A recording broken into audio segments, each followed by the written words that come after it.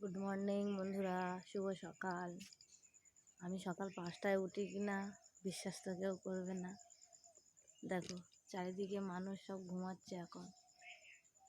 আমি উঠেছি, উঠে এঁটো বাসনগুলো বাইরে বের করেছি।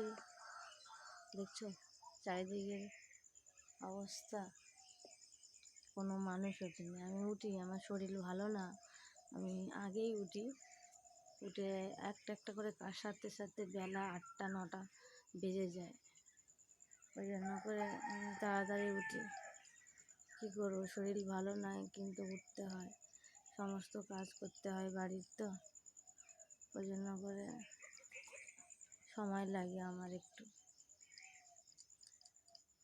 তখন উঠোনটা ঝাড় দেবো, ঠাকুর প্রণাম করেছি,